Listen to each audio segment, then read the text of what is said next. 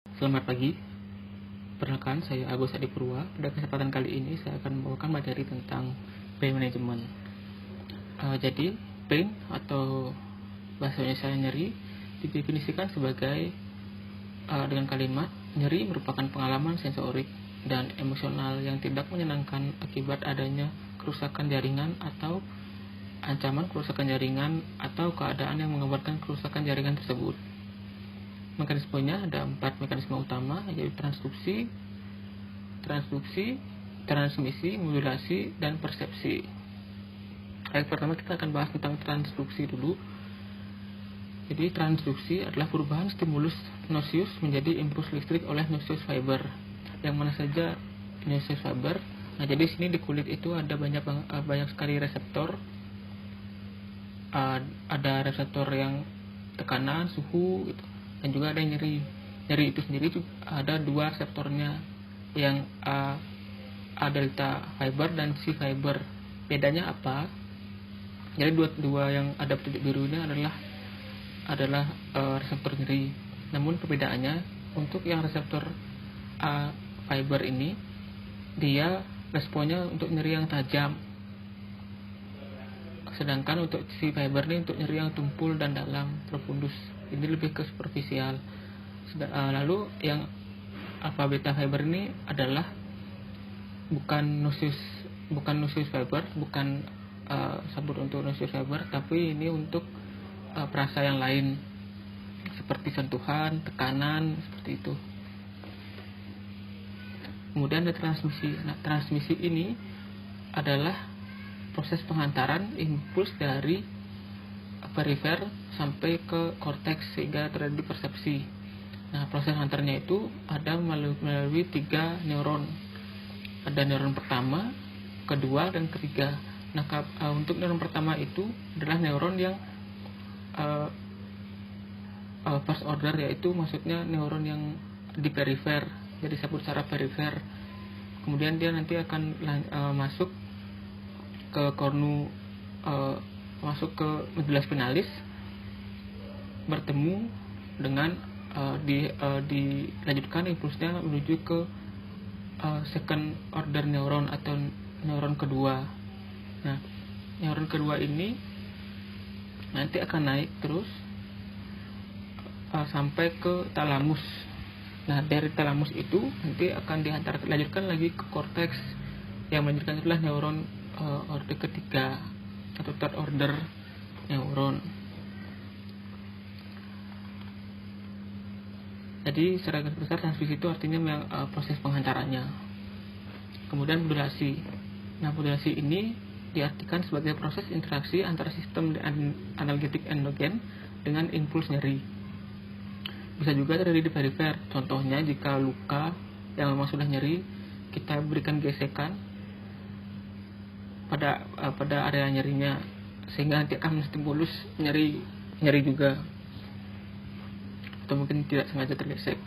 Kemudian jika dia di medulla spinalis, itu modulasinya terjadi di substantia gratinosa, yaitu pertemuan neuron-neuron order pertama dan kedua. Kemudian di supraspinal, yaitu di talamus, juga ada di preaqueductal greameter. Nah, kemudian persepsi ini adalah hasil akhir dari proses sebelumnya. Dari semua proses tadi, hasil akhirnya adalah persepsi. Nah, nanti kita akan rasakan sebagai sensasi subjektif berupa nyeri. Nah, itu terjadi di bagian otak somatosensoris, di korteks somatosensoris yang ini, yang warnanya hijau tua.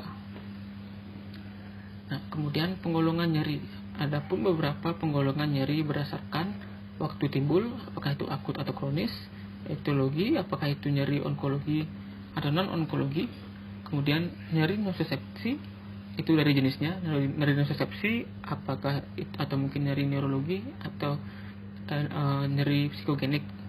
Nah, dari patofisiolnya sendiri ada nyeri nocicepsi dan nyeri neurogenik.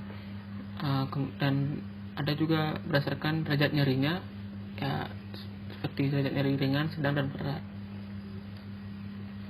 Nah, sekarang apa bedanya nyeri akut dan nyeri kronis? Nah, untuk nyeri akut sendiri itu biasanya disebabkan oleh cedera, baik itu cedera yang disengaja seperti operasi ataupun cedera lain, contohnya cedera pada otot atau viscera atau keabnormalan fungsi di sana. Ini biasanya medical illness. Jadi dan juga penyebabnya itu nociceptic.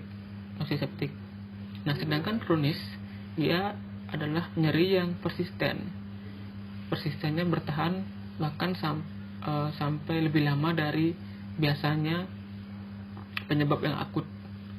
Jadi dia bertahan kurang lebih dari 3 bulan, dan atau nyeri akut yang sudah di treatment dan sudah seharusnya, jika biasanya dengan diberikan waktu healing atau treatment itu harusnya membaik, namun di sini nyerinya masih, sehingga disebut nyeri kronis.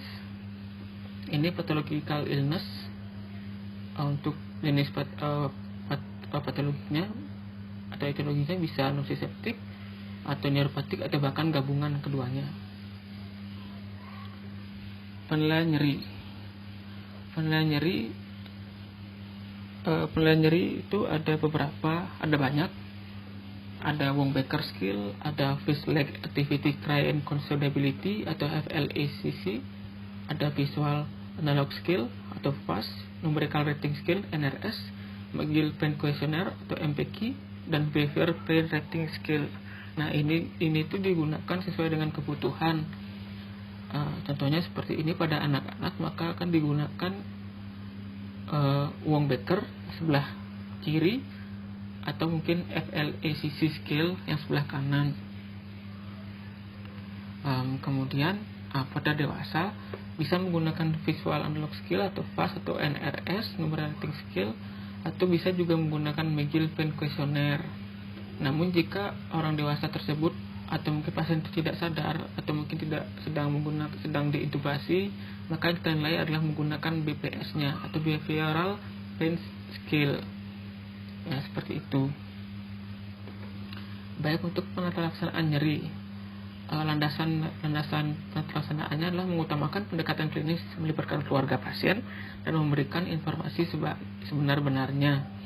Untuk prinsip umumnya tersendiri, menentukan penyebab dan rencana pengobatan, pertimbangkan juga biaya dan komunikasi dengan baik dengan keluarga pasien dan serta pasien tersebut. Modalitas terapi nyeri itu ada fisik atau rehab medik, ada kognitif behavioral, itu dari segi psikososialnya, farmakoterapi, kemudian modalitas psikoterapi, dan juga modalitas invasif.